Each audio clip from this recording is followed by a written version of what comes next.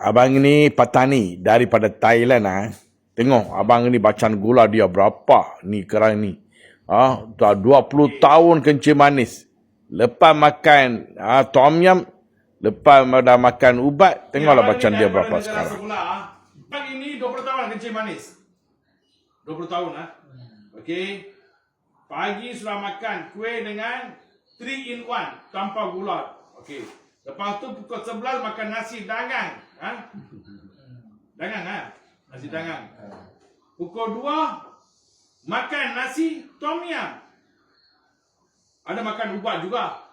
Okey, 20 tahun kencing manis tapi bacaan rendah lah bang. Dia cakap bacaan tinggi.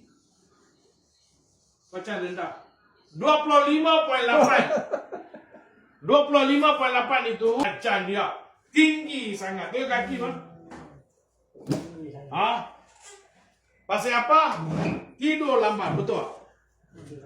Tengok kaki apa? Ada bengkak Ada sikit Ada bengkak. Masa kencing ada buih. Kaki sudah kebas tak. Tak kebas So ada hitam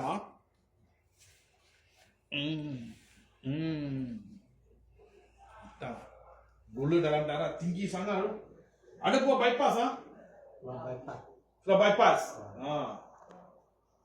Okey. Pasal kencing manis semua sudah kena. Sudah kena masalah jantung, semua sudah kena. Bacaan gula 25.8.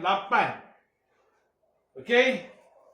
Saya 20 tahun punya masalah gula ni dalam masa 48 hari boleh baik. Boleh baik. Tanpa ubat, tanpa insulin, bacaan gula boleh jadi normal balik. Okey. Apa dia punya cara? Senang saja, bukan susah.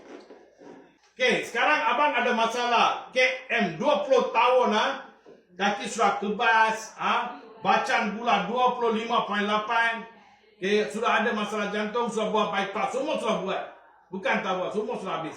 Sekarang saya rasa masa kencing ada buih Ada. Tolong pergi ambil ujian dan tolong cek balik lah bang. Ada tak masalah buat pinggang? Tolong cek. Kalau walaupun ada cara. Ada cara.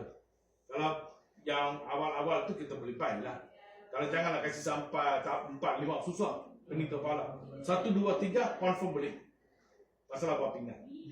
Okey, yang last ni tak boleh. Okey. Dan 20 tahun yang masalah, kita bagi abang masa 48 hari abang boleh bebas daripada masalah KM ni.